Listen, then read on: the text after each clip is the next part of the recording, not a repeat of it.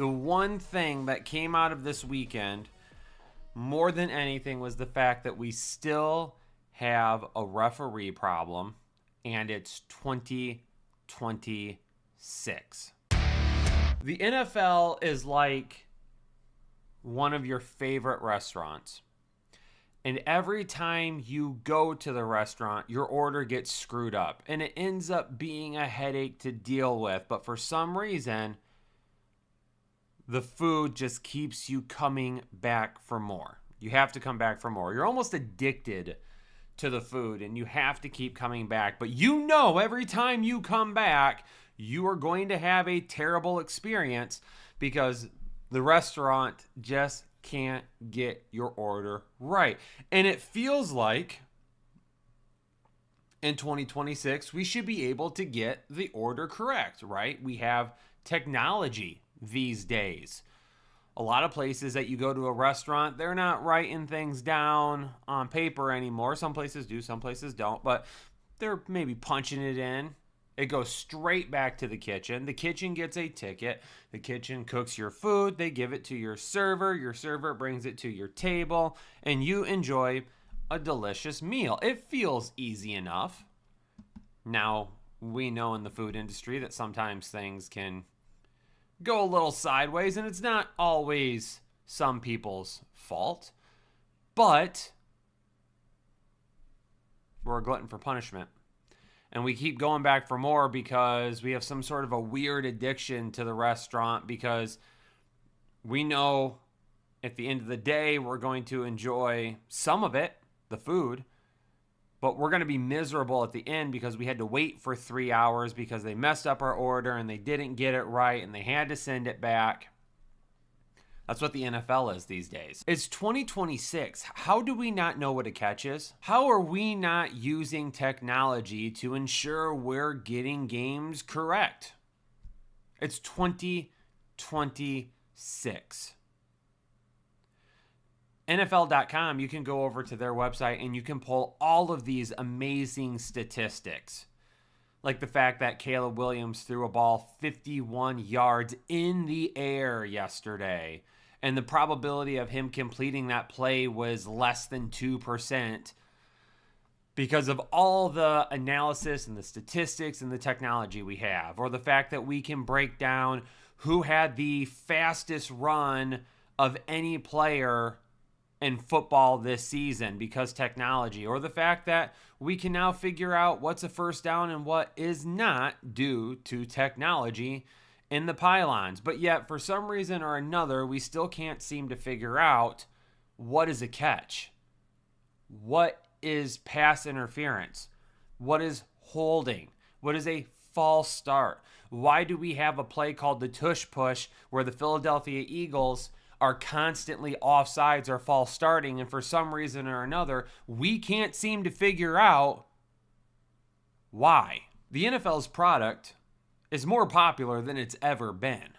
Ever been. They play multiple games outside of the USA and pack stadiums full of people to watch a product that largely is only accepted within the United States. Baseball is played all over the world. Soccer is played all over the world. Hockey is played all over the world. Basketball is played all over the world. The USA has football in Canada. And they've gotten to the point where they can now go overseas and pack a stadium full of people who don't give a crap about either team that is playing because they don't have a favorite team. They just want to go because they want to watch football. Your sport is more popular than it has ever been. It makes more money than it's ever made. And it's more popular and it has more eyes on it. You have dedicated fans who are loyal to their teams, and you have some people who just want to play fantasy football. And I'm not advocating for the fact that the Bills should have won, and I'm not advocating for the fact that the Rams should have lost. But over the weekend, when you have two plays that are eerily similar, you have to wonder how many of these officials and referees actually know the rules. Who knows what a catch is? Because in the Buffalo game, Brandon Cooks comes down with a reception. The ball is in his hands. He hits the ground. The defender gets his arm in there, and as they're rolling over together, he rips the ball out, and it's an interception. Well, people are asking, why is it an interception? Did he not possess the ball? Was he not down with his knee at that point? Why is it an interception? And the fact that it wasn't even reviewed is mind-boggling to me, because once again, we live in 2026. We have unparalleled technology, and you couldn't even afford to take a few minutes to just pause it and take a look at it? No, you didn't. Why didn't you do that? Well, that's because that you had a game in Seattle that was kicking off directly after the Bills game, and the Bills game was already running behind, which means the start of your next game, Seattle and San Francisco, was also going to run behind. Do you want that? Do you really want that happening? No, you don't. You want your games to be on time. I can't remember if the second game was on Fox or what it was on, but the second game is on Fox or whatever it is. They're making money, but they're not making money because nobody's tuning in to watch that game yet because everybody's watching the first game. I'm not one to believe that the NFL is rigged, and I'm not one to believe that certain decisions are made by people based solely on money.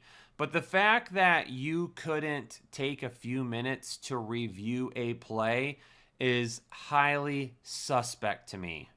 And it feels like part of the reason is because they wanted to get everybody over to the other network to watch the Seattle and the San Francisco game. And they did not want to wait on Buffalo and Denver that much longer. So instead of taking time to get it right, they move the process along. But if you can move the process along and you can feel so darn confident that you got a play correct, then why can't we do that on a continuous basis? Like in the instance of a couple of pass interference calls. Well, one of those pass interference calls was absolutely a pass interference. And it was the one where Tre'Davious White absolutely lost his ish at the end of the game, slamming helmets, things like that.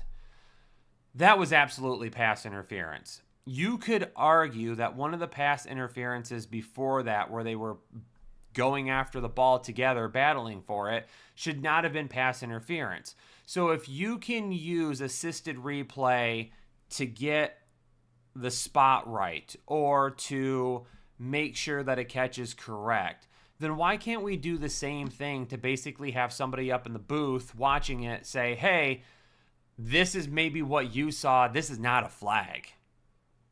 This is not a flag. This is a tic-tac flag. Pick it up. Because you have some NFL crews that are going to let players battle for it, and you have some NFL crews who are going to throw a flag every 15 seconds. You can't have that. And it's part of the reason why NFL referees should be full-time. They should not be part-time. If you are a referee at the NFL level, an official of any kind, you should be full-time. That should be your full-time job. You should be paid a salary to be a full-time official because I know you can afford it, NFL. Why can't we have eyes in the skies? Why can't we have somebody that is up in the booth who is an official, a part of the game, who can overturn or add certain penalties at any point in time? Why can't we do that? And with the technology that we have, we literally watch replays 10 seconds after a play finishes. So why can't that official have the same opportunity 10 seconds after a play finishes, watch it, say, oh, hey, no, that was not the correct call, call down to the head referee, he picks up, he gets the call from up there, stops the game for a second, and gets the call right. Because you know what I would love to have? I would love to have calls be correct, to sacrifice 30 seconds to 1 minute during games to get it right. I'll watch football for an extra 30 seconds to make sure that the call is correct. I'll watch football for an extra 1 minute. I'll watch football for an extra 5 to 6 minutes per game just to make sure that at the end of the game, I don't have to go over to X and vent my frustrations about how terrible NFL officiating is, how terrible the NFL product is when it comes to officiating and not being able to get a call correct. I would much rather spend that extra time to get a call correct. Why can't we do that? Why? It is 2026. You have the technology. We have learned over the past few years that referees very rarely are going to get calls correct when it comes to calls that are based on just your opinion. But as a Lions fan, I can tell you from experience, watching NFL referees on a weekly basis not understand what's going on and making decisions that don't seem to be correct, where they're made differently in other games, is frustrating as hell. So I get it when a Bills fan takes to X afterwards, venting their frustrations about how the Bills lost another one after having to deal with the Kansas City Chiefs the last few years, and the Chiefs getting calls and no calls and calls going against Buffalo, and now they feel like they had another call go against them. I get it, Buffalo fans. I absolutely do. I'm not saying you're right. I'm not saying you're wrong. I'm saying that there shouldn't be that type of frustrations after games finish in professional sports these days, because you have the technology, the money, and the resources to make sure you're getting things right. In Cook's play, he catches the ball and he's going to the ground. He never establishes himself as a runner. Devontae Adams catches the ball, comes down on his feet, then goes down to the ground. If you're a ball carrier and you break the plane of the goal line, it's a touchdown, right? If Josh Allen puts the ball over the goal line, it is a touchdown immediately. It doesn't matter if the ball gets knocked out of his hands. He crossed the goal line, play is dead, touchdown. But yet, as a receiver, if you catch the ball in the end zone, it's not a touchdown until you have 2 feet down, or a foot and a hand, or a foot and an elbow, or a shin, or a shoulder, or a head, or a butt, or something like that. And when you catch the ball and all of those things happen, you have to have control of the ball, and it can't be moving. But how much can it be moving? If it's moving a little bit, it's going to depend on the staff that's working that game, the officiating crew, about whether or not they believe that he caught the ball. As a runner, all you got to do is cross the goal line. As a receiver, you've got to have all of these things happen. Why? How come you can just cross the goal line as a runner, but if you catch the ball and you come down and you land, why is that not the same as crossing the goal line? Who cares if you control the ball through the catch? Why shouldn't you have to hold the ball over the goal line and control it as you cross the goal line? If your body never crosses the goal line, just the ball, someone reaches out and smacks it out of their hand, why is that a touchdown? It's not if it's a catch. So why is it a touchdown if you are a runner? That doesn't make any sense. If you're carrying the ball and your knee hits the ground, but then someone rips the ball out, dead ball. You were down. Spot right there. But yet, when you catch the ball and you go to the ground and your body hits, all of a sudden a defender can tear it out and now it's an interception? Why does that make any sense? Why are the rules different for catching a ball and running a football? Why are they different? If you catch a football and you have control over it and your knee hits the ground, why is it not the same as running the football? Why? What's the difference? If this guy's knee comes to the ground and he hits and he's down, and then a defender peels the ball out, but in the game before it, he catches the ball, his knee hits, and he's down, but it's an interception because he ripped the ball out as he was rolling over him, why? Why? Why can a wide receiver and a cornerback battle with each other for the entirety of the game, but then all of a sudden when we're under 2 minutes, we're throwing the flag no matter what to call pass interference? Why should Bo Nix be able to throw the ball up 3 different times at the end of that game and literally move the ball down the field on pass interference calls only? How is that fair? And don't even get me started on roughing the passer. Roughing the passer? Are you kidding me? A quarterback, here's the thing, a quarterback is basically allowed free reign to run around and do whatever he wants on the field. But as soon as he gets hit, it's like, oh, no, you can't do that. Well, what about the quarterbacks like Patrick Mahomes, who constantly try to get every single yard? And when they run the football like a football player. They're not just trying to pick up a few yards with their feet. What about Caleb Williams? A couple of runs that he had towards the end of the game last night. He's not running as a quarterback. He is running the ball as a football player. But he doesn't have to give his body up. He doesn't have to slide. He can put his shoulder down and run through a defender at some point in times. But if a defender puts his shoulder down and runs through the quarterback, God forbid that's not a 15-yard penalty.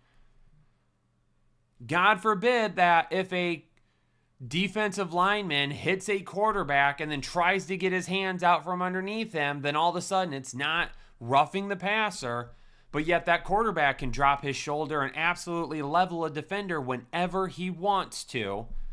And the defender has absolutely no idea what he should do. Should I go high? Should I go low? Should I stop and let up? Should I hit him because he's running the football like a player? Oh, by the way, defenseless defender who has absolutely no idea what to do, 50% of the time you're going to have a penalty called, or you're going to go low to try and take out a quarterback. They're going to decide to slide.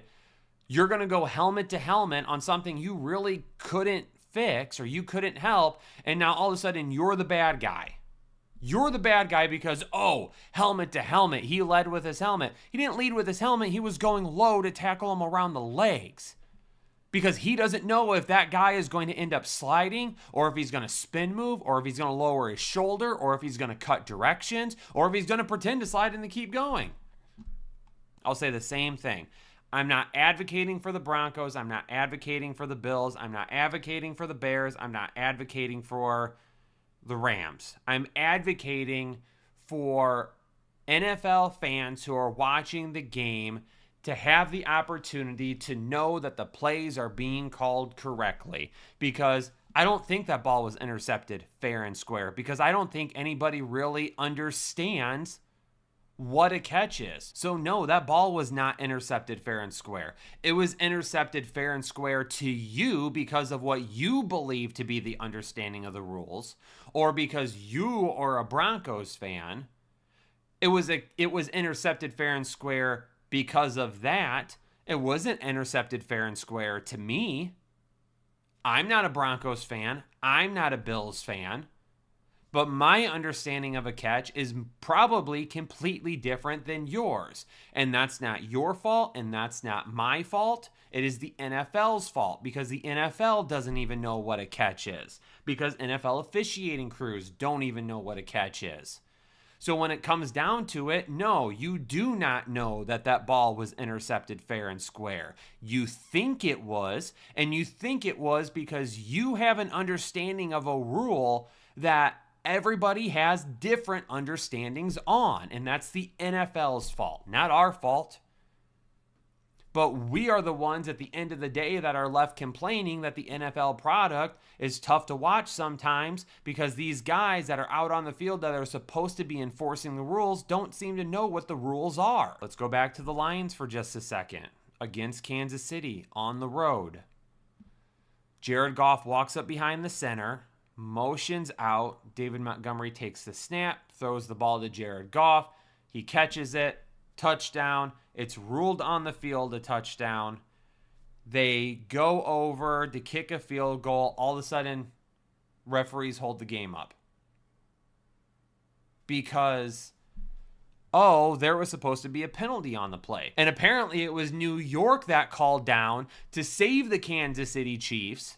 And this is why I have a bad taste in my mouth about the Chiefs this year. I've tried to stay very neutral on the Kansas City Chiefs because I could definitely see it one way or another. I can see why people feel like the Chiefs have been basically babied by the NFL, and I can see why other fans don't agree with it. But when you get a play call like that where the NFL calls down to basically say, oh, a penalty should have been called, now call the penalty, when penalties are not reviewable in the NFL. You can't throw a challenge flag for it. You can't review it under 2 minutes. And if you can review that penalty, then why can't you review pass interference? Why? So the NFL headquarters can call in to basically say, oh, the Lions committed a penalty, so you need to reverse that. You need to establish the penalty. You need to move them back, take the score off. You can do that, but you can't have somebody in the booth upstairs call down and say, that wasn't pass interference. I don't know what you saw, but after we saw the replay, it was not pass interference. Why can't you do that? It doesn't make any sense. It doesn't make any sense. The NFL is a broken product, but it's so freaking popular that people keep coming back to it. I'm not going to sit here and say it's a conspiracy. I'm not going to do that. There would have to be way too many moving parts. The NFL is not rigged. The NFL is not a conspiracy theorist wet dream. That is not what the NFL is. The NFL is run by incompetency. That is the problem. 90% of the fans who watch the NFL on a weekly basis can see what's wrong. The only reason the NFL doesn't see what's wrong is because they're incompetent and they're turning their head. Analytics off the chain, all the channels not the same. Jake and Kyle, you know the name. Headline Nation, we running the game.